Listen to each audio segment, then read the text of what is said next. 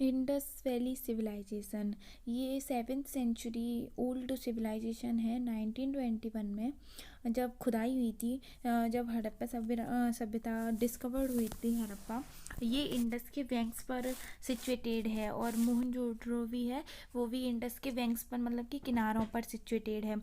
जो हड़प्पा सभ्यता थी उसकी खोज राय बहादुर दयाराम साहनी ने की हुई है। और जो राखल दास बनर्जी हैं उन्होंने मोहनजोदड़ो की 1922 में डिस्कवर किया हुआ है। तो यहाँ के जो चीफ रेजिडेंट थे, मुख्य निवासी थे, वो ड्रेवियन एंड मेडिटेरियन थे। और ये एक urban prehistoric and bronze age civilization थी। यहाँ पे 6 लार्जेस्ट टाउन मिले हुए हैं। यहाँ पे फर्स्ट है जो मोहनजोदड़ो, हड़प्पा, गानगीवाला, धोलावीरा, राखीगढ़ी और कालीबंगन। जो यहाँ की स्क्रिप्ट थी वो पेट्रोग्राफिक स्क्रिप्ट है, और वो अनरीडेबल है, इसीलिए हम इसको जो अनरीडेबल है, अपठनीय है, इसीलिए हम इसको प्री हिस्टोरिक एज भी बोलते हैं। प्री हिस्टोरिक एज में यहाँ पे थोड़ा सा बता देती हूँ। प्री हिस्टोरिक वो होता है जिसमें हमें लिखे हुए साक्ष्य तो मिलते हैं, लेकिन है ना, हम उनको पढ़ नहीं पाते, तो हम उसको प्री हिस्ट्री बोलते हैं।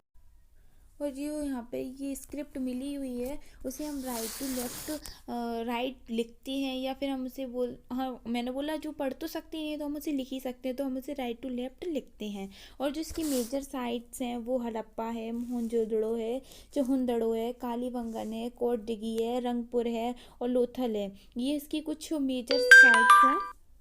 अब हम बात कर लेते हैं यहाँ पे इसके कैरेक्टरिस्टिक्स की, मतलब कि इसकी विशेषताओं की। तो ये एक अर्बन सिविलाइजेशन थी, एक नगरीय सभ्यता थी, शहरी और नगरीय दोनों थी ये। और यहाँ पे जो सिटी बिल्ड होती थी, वो सिटी जो बनती थी वो एक ग्रिड सिस्टम से बनती थी।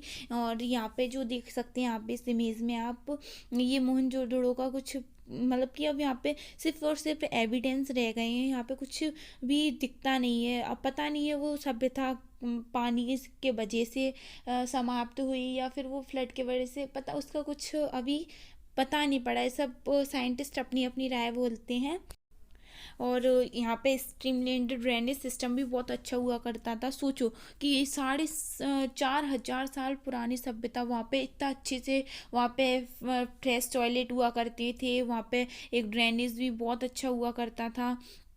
मतलब कि वहाँ पे यूज़ ऑफ राई, पकी हुई ब्रिक्स का भी यूज़ हुआ है, वहाँ पर पकी हुई ईंटों का भी हुआ है। कालीबंगन में हमें उसके एविडेंस मिले हुए हैं। और जो पता है कितना अच्छा था, देखो यहाँ पे पॉल्यूशन वगैरह कुछ भी नहीं था, कितना अच्छा हुआ करता था। कि उस टाइम पे जो हाउस बने होते थे, जो रोड की बैक साइड के उसके बैक साइड बना हुआ करते थे हाउस के डोर, जो हाउस होता था उसके रोड के साइड दरवाजे ना होकर पीछे के साइड दरवाजे हुआ करते थे। और यहाँ पे city classified into high to low, मतलब कि अभी होता है ना, जैसे कि शहर है, फिर कोई गांव है, फिर उसके गांव में भी कोई गांव है, तो यहाँ पर भी कुछ ऐसा ही था। हाई टू लो यहाँ पे क्लासिफाइड थी सिटी। और अपर पार्ट हुआ करता था जो वो फोर्टिफिकेशन हुआ करता था। और जो लार्ज हम बोल सकते हैं उसे बाथ हाँ शायद स्नानागार, हम मेरे को हिंदी तो इतने अच्छे से नहीं पता, लेकिन हम उसे स्नानागार बोल सकते हैं। सो मोहनजोदड़ो से हमें बहुत लार्ज स्नानागार मिला हुआ है। अब हम यहाँ पे बात करते हैं कुछ एग्रीकल्चर एंड एनिमल हस्बेंड्री की। सो यहाँ पे प्लाउ फील्ड मिले हुए हैं हमें कालीबंगन से, जुते हुए खेत।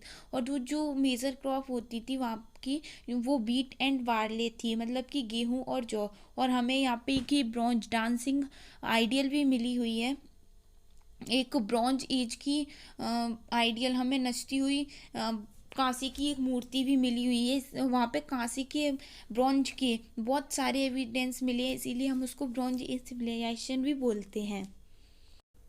Evidence of rice from Lothal and Rangpur, हमें एविडेंस मिले हैं कुछ राइस के, चावल के। और यहाँ पे एक घूमट वाला सांड भी बताया गया है। वहाँ पे जो पंस्ट कॉइन थे उसमें एक योग की साधना में एक आदमी बैठा है, उसके इर्द गिर्द, मतलब कि चारों साइड एक एनिमल्स घूम रहे हैं। तो हम उससे अंदाज़ा लगा सकते हैं कि शायद वो पशुपतिनाथ थे उस टाइम पे। पशुपतिनाथ की मूर्ति के सिक्के वहाँ पे चढ़ाए जाते थे। और ये दाढ़ी वाले बाबा की भी हमें मूर्ति मिली है। उस टाइम पे लाल मिट्टी के बर्तनों का उपयोग हुआ करता था। जैसे अभी होता है ना कि कई लोग गांव से भी बिलोंग करते होंगे, जिनके यहाँ पे मटके बोलते हैं हम उसे, लाल कलर के, तो वो मटके भी हुआ करते थे।